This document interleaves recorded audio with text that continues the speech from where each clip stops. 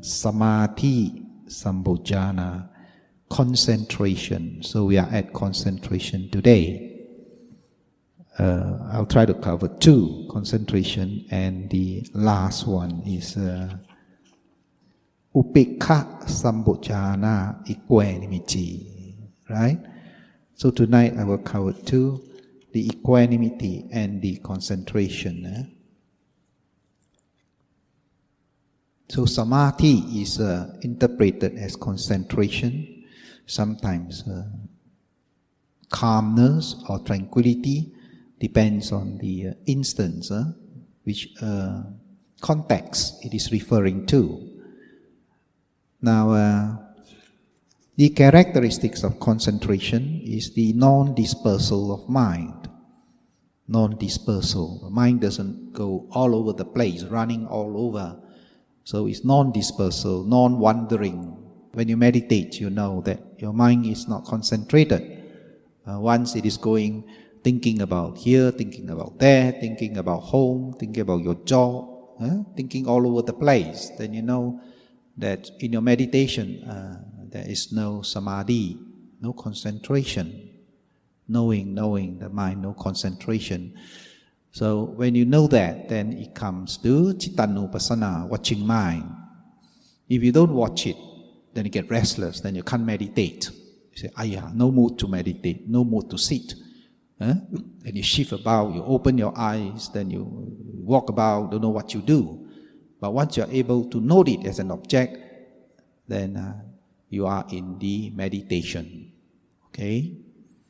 So, non-distraction and one-pointedness of mind, or unification of mind on its object, unification of mind or unification of mental states to your meditation object. Now, what is the function? The function of concentration is to fix the mind on an object. So you have to constantly bring your mind back to the meditation object so that you can develop concentration. Otherwise, you will have no concentration. And concentration is important for tranquility meditation or for wisdom meditation. Concentration is important. So, both of them, even though they have different object, different way of practice, they arrive at assess concentration, upachara samadhi. And the samatha meditation go into absorption. Our mindfulness meditation goes into the wisdom, seeing the three characteristics of nature. Now you practice metta meditation. If you go to a very deep level, of course it goes into the absorption. So we are practicing both here, practicing concentration, that is tranquility, and also that is wisdom, right? So concentration is needed. Now, what is the manifestation? Peacefulness, stillness. You know that your mind is concentrated when you have calmness and peace, very peaceful. You know that concentration means the suppressions of the five hindrances. When the restlessness are suppressed, craving is suppressed, ill will is suppressed, sloth and torpor is suppressed, doubt is suppressed. So when you have stillness of mind, peacefulness, you know that you have concentration because the five hindrances are suppressed. Now in the practice of insight meditation as well, wisdom meditation as well, when you arrive at assess concentration, the mind becomes very, very peaceful. The same way as the samatha, tranquility meditation, you still experience the same calmness and peace. What is the proximate cause of concentration? The proximate cause is the happiness. So if the mind is troubling, a lot of sadness, a lot of disturbances, you find hard to concentrate. So the cause of developing concentration is happiness. So you need to make your mind happy, pleasurable interest. So that is one way we do it, by practicing metta, loving kindness. So we induce calmness by way of getting a lot of joy arising, and you get a lot of joy in the practice of loving kindness meditation. When you wish yourself well, when you think about your loved ones, when you wish them well, you get a lot of joy and happiness. Now in that way, the concentration becomes strong before you switch over to the mindfulness meditation. So sometimes if you go direct to the mindfulness meditation, you can't get the rising, falling, you can't get the feeling, you can't watch your mind, because the mind has no joy. The mind is restless and depressed and not in the mood, sometimes you say. Brother James, tonight no mood, cannot meditate. Not in the mood, because the mind is somewhere else. The mind is excited. The mind is thinking of party tomorrow or next week, going here, going there. So the mind is not in the mood. So that becomes the proximate cause. Now we go to the next one. The next one is the upekha. Now this is interesting subject. There are two types, two meaning of upekha. One is feeling, equanimity feeling. Another is the balance of mind. The same word is used in Pali, upekha, sambochana. Upekha means feeling, and another meaning of upekha is the balance of mind. In Pali it is called tatra majja tata, balance of mind. Now in the 7 factors of enlightenment, the equanimity here is the balanced state of mind that comes through very strong mindfulness developed in the 4 foundations of the realities, mind and body. So this is a very strong balance of mind. When it is developed very, very strong, then it is called the sankhara upekha. It's a very deep insight, very deep form of insight one has attained through the practice of mindfulness, what you're doing now, watching mind, watching feeling, watching rise and fall. And as the mindfulness becomes strong, we call this momentary mindfulness or momentary concentration, develop and become very strong. Then the mind becomes very balanced. Very balanced means that mind becomes very still, very strong, very still and very peaceful. And sometimes it is equivalent to the absorption because of mindfulness, the mind is still fully aware. And when in the attainment of such type of mental states, the mind is fully aware of the objects, internal and external. So when object normally touches the mind has formation, the mind has thinking. When somebody opens the door, then you say, hey, who is coming in so late? Or when you open the eyes, you see something, you say, hey, who is that wearing so heavy attire, wearing a coat? So at once when you see, smell, taste, touch, there is this mental formation. But in this sankhara, mental equanimity of formation, the mind does not form idea. Object touches the mind and then drops away. It's like the feather, chicken feather. When the water drops on it, it just flows down. So the mind is absolutely still. Does not form idea, thinking. So it is sometimes equate to jhanas, mental absorption. But the difference is, it is fully aware. In the absorption, awareness is weak. It is just the mind and object becomes one, and the 5 factors becomes very active and very strong, like joy and happiness.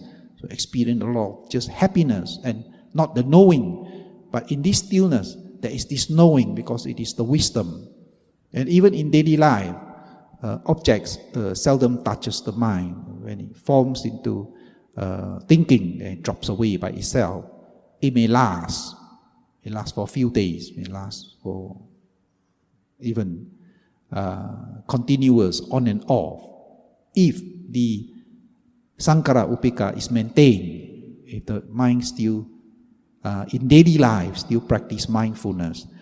So the practice of mindfulness is important in daily life, not only just when you are sitting here doing half an hour, 45 minutes, or even 1 hour. In daily life, it can maintain your concentration when you are constantly mindful, as we have gone through the 4 basic postures, when you're walking, sitting, lying down, or in between, when you're washing, when you're ironing, when you're hanging up the shirt, when you're eating, tasting, sweet, sour, salty, tasting, or when you are doing your daily chores, when you're bathing or changing your shirt. If you maintain that mindfulness, then the concentration maintained for a long time. And that is the balance of mind. Now when we talk about balance of mind, we talk the balance of mind that is wholesome mind, then it is balance. Wholesome mind.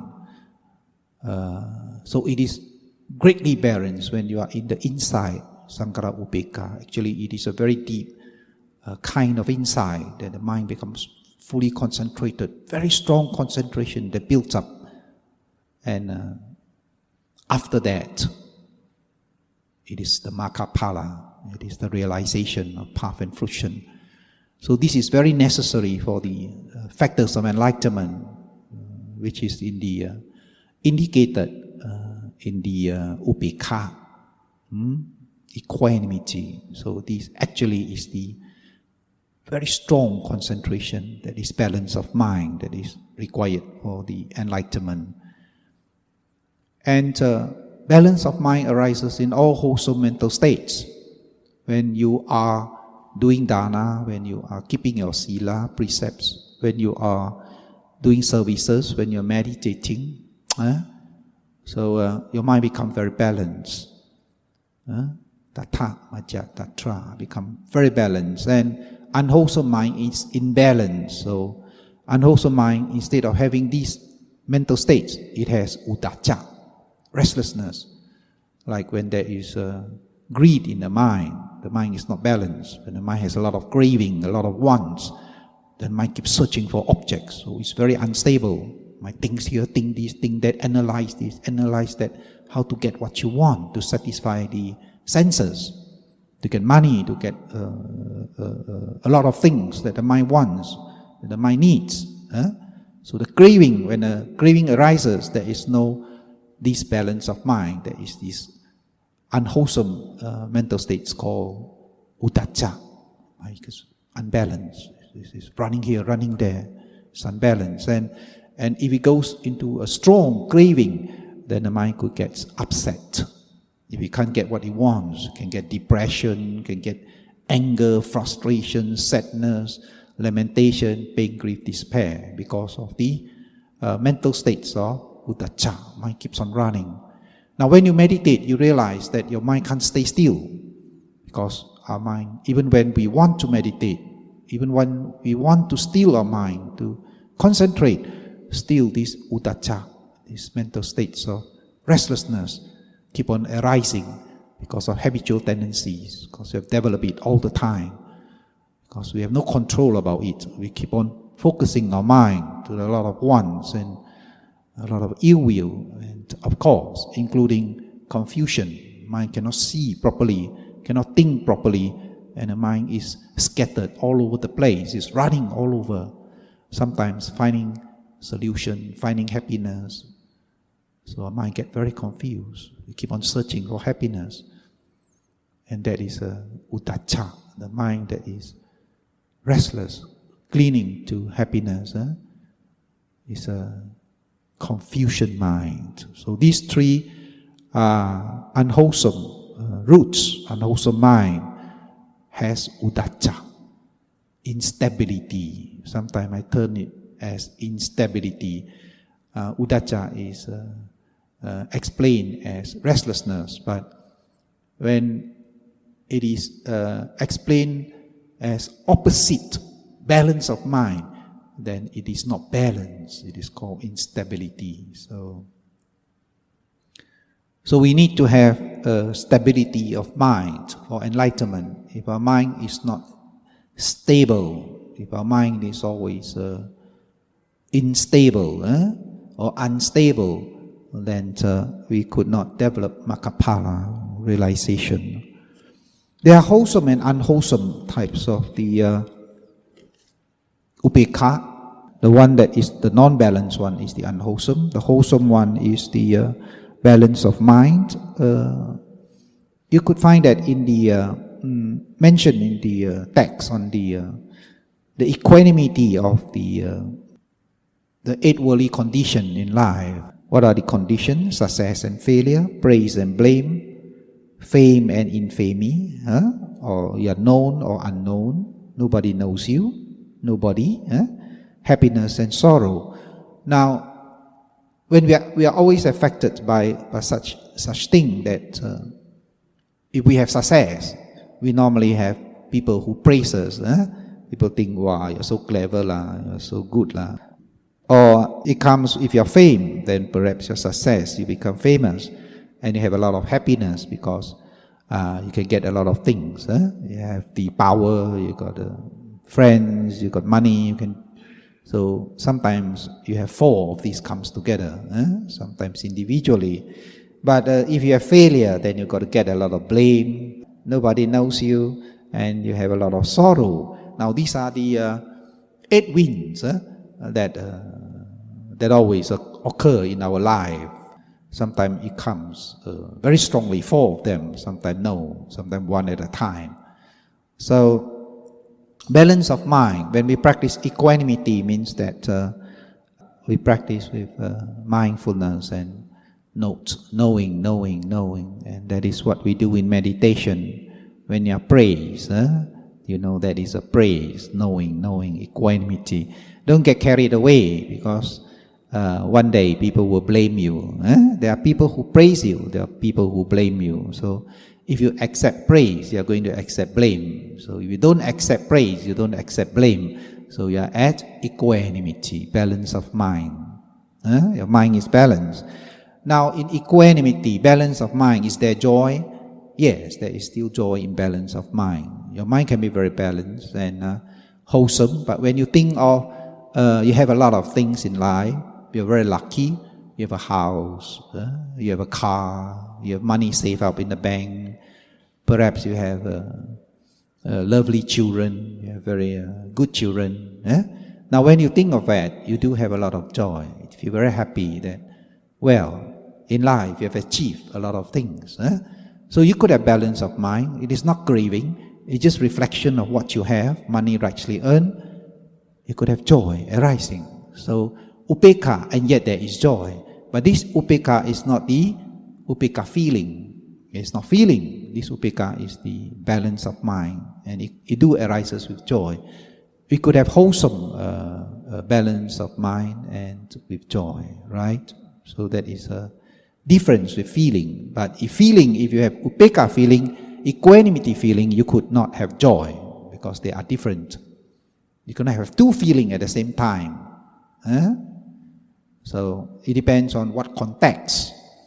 Now equanimity of the sense door. So we also practicing balancing our mind on the noting of the sense door. When you see, smell, taste, touch. When you're meditating and somebody is snoring, then you know snoring. Don't get disturbed. Once you get disturbed, you have no balance of mind. Ill will arises in you. Then know there's no balance of mind, right? They know it's snoring or sound, or hearing, come back, rising, falling, right? Or you smell a pungent smell or things like that, then you know it is smelling. Now if you do that, then you practice the balance of mind, equanimity. That is wholesome. And what is the unwholesome now? The unwholesome one is the couldn't care less. It's something like something wholesome, but the mind just don't take to it. It just don't bother to do good. Doesn't bother. So that is equanimity. But it is not wholesome. It is unwholesome. Like people say, let's go for meditation. Well, it's just equanimity. It doesn't bother at all. Or somebody say, let's go and give a helping hand. Or you see somebody just fall down as you walk along the road. Some elderly person just fall down. walking and hit something and fall down, just staring and staring and staring, do nothing. So that is equanimity. So don't think that is a very great balance of mind. Don't think my mind fully balanced, seeing. It could be unwholesome. It could be wholesome. Generally, it is unwholesome. You just couldn't care less. Just couldn't care less attitude. So it is associated mostly with the craving and the ignorance. So these are the equanimity that is unwholesome.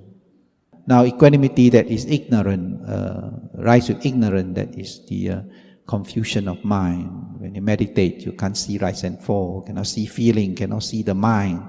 Everything cannot see, not clear. So it is equanimity. There's no joy. No, there is ill will. No ill will as well. Just equanimity. And of course, it arises with ignorant mind or confusion. Just cannot see. Blindness. It's like the mind is blind. The mind just not knowing. Does not know anything. It's more like a sleepy stage. Mind is like sleepy and yet awake. So that is equanimity. Unwholesome. Or equanimity that is due to craving. Now, so we have covered the 7 factors of enlightenment. So these are essential for the realization. Sometimes when you feel you're stuck in your meditation, you have to revise, reflect whether you have the sati, whether you have the mindfulness, page 35, whether your mindfulness is strong. So mindfulness comes first, because mindfulness is important. Sati is important. If sati is not there, nothing is there. So if your sati is not there, and what is this sati? This sati is in the 4 foundation of mindfulness. If there's no sati, there is no realization, no makkapala. So this sati is not a general type of sati. It is the sati in meditation, in our object of reality, mind and body. So must develop this sati to see your mind, to see your body. Right? Then the second one on page 36, the first paragraph, Dhamma Vicaya, investigation of Dhamma. Got to see it more clearly in this mind and body. Got to see your feeling more clearly. What is this feeling? Not just pain. Pain is just a concept. What is this pain? Is it burning? Is it sharp? Is it cutting? Is it jumping? So it is hard pain, cold pain. So investigating factor. If you see pain, if you see your mind, what type of mind is it? Is it dreaming? Is it thinking? Is it restless? So that is the investigation, like your body, element, as you live, push down. And you can note the air element as you touch. You can touch the earth element, or as you step on it, the floor hardness, earth element. So this is Dhamma Vicaya. Try to see clearly. Sampajana, that is where the investigating factor is. Okay? Now, what about the third one? Viriya, effort. Do you have effort? Bring the mind back to your meditation. In daily life, do you have effort? Try to make your mind peaceful, wholesome. So these are the effort. Try not to let unwholesome mind arise so often or strong, then becomes hindrance. Now if the mind has strong hindrance, then your path is lost. In other words, strong unwholesome mind, wholesome mind cannot enter. When the mind is occupied with a lot of a problem, a lot of suffering, no sati, no mindfulness can enter the mind. It's fully occupied with unwholesomeness. Then the last paragraph, which is the piti sambojana, interest. You got to develop your interest in meditation. If you don't develop your interest in meditation, you drop out. You practice halfway and you practice a little while, then you drop out. Meditation is very not easy to do. So you got to contemplate on meditation is fantastic. Meditation brings wisdom. Meditation brings calmness. Clear away a lot of pain and suffering. You got to contemplate on that. Then it brings out the interest in meditation. Then the mind says, okay, I'll make meditation a part of my life. You got to make meditation a part of your life, just as you're drinking and eating and sleeping, that's part of your life, and bathing.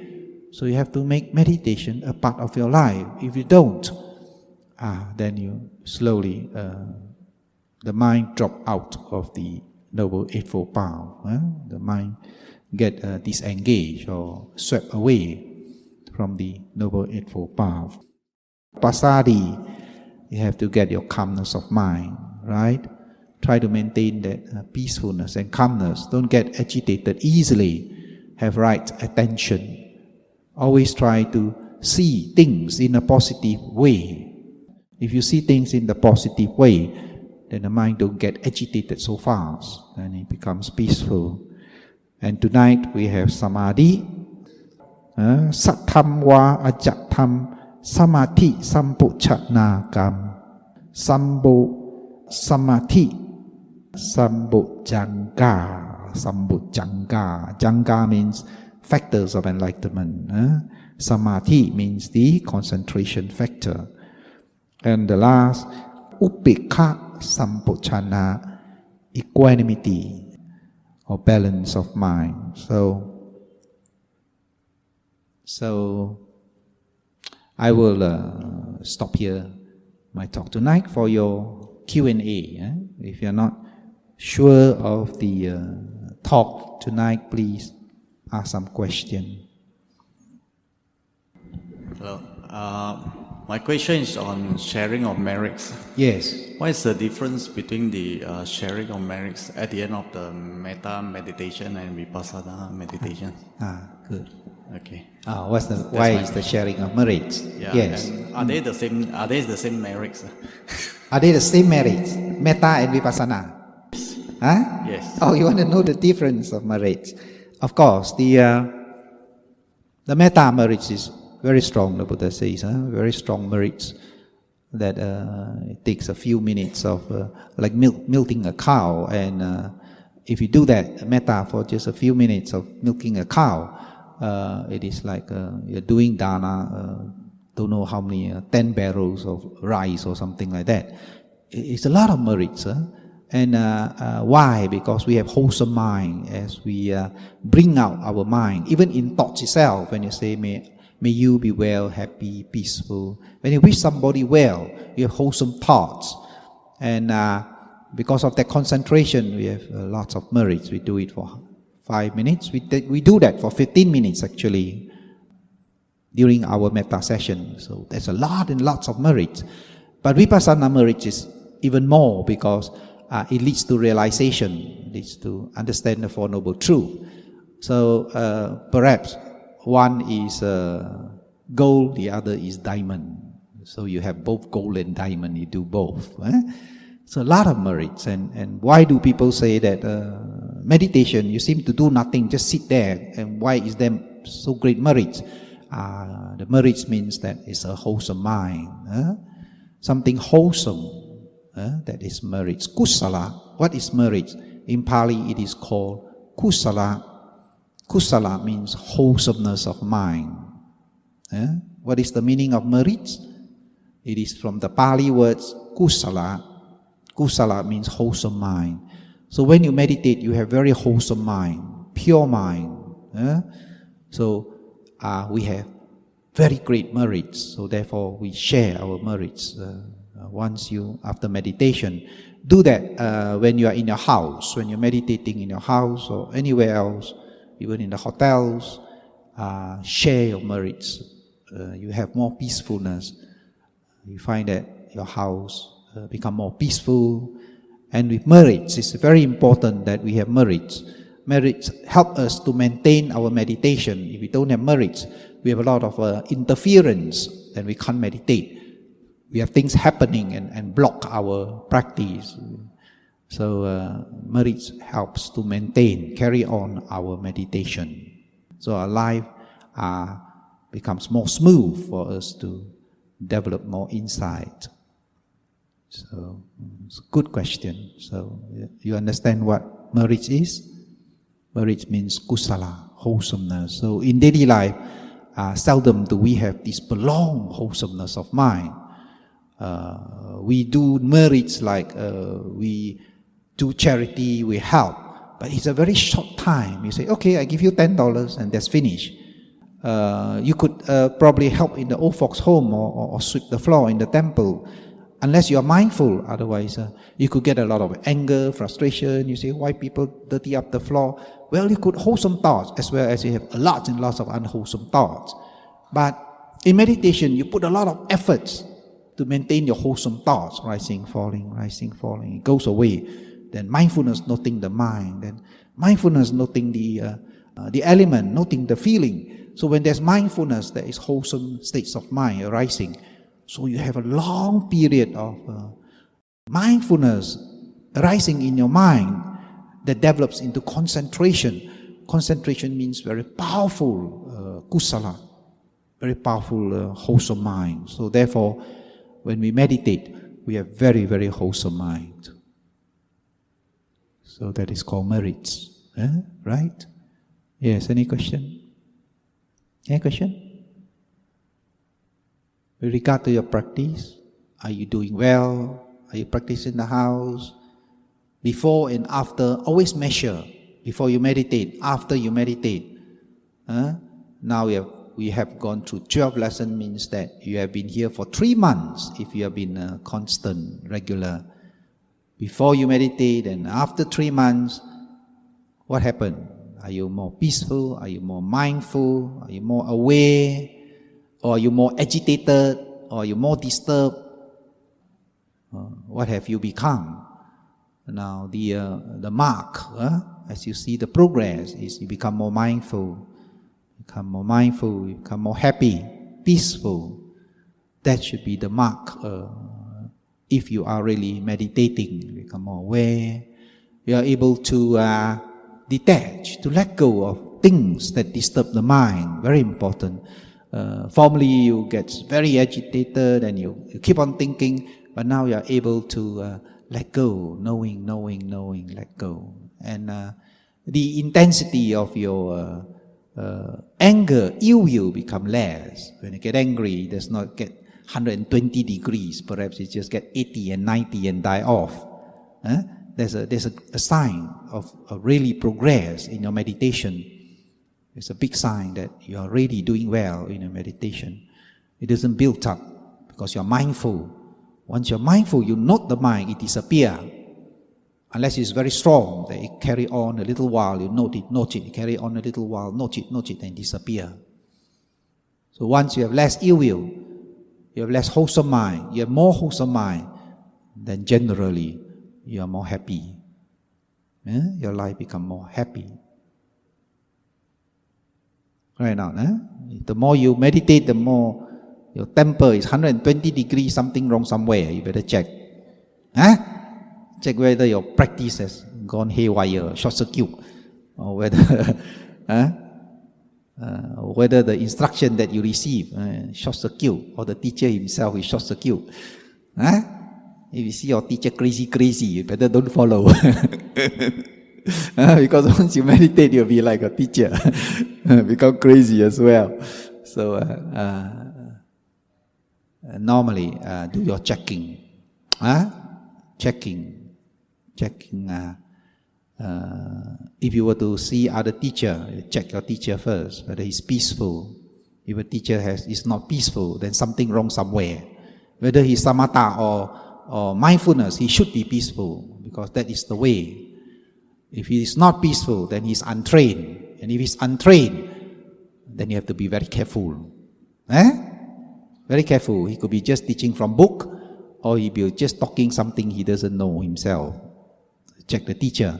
Check the method. Is this method you practice? Is it leading to mindfulness? Is it leading to peace? Is it leading to knowledge, wisdom? And check yourself. Before you meditate, after you meditate, are you improving? Now, if you do that, then you have clear comprehension. That is very important. Then you have clear comprehension. You are knowing what you are doing. If you don't know what you are doing, then it is dangerous. Doing something you don't know. Okay? So there's no more question. Take good care of yourself. May you all be well and happy. Drive carefully. Sadhu, sadhu, sadhu.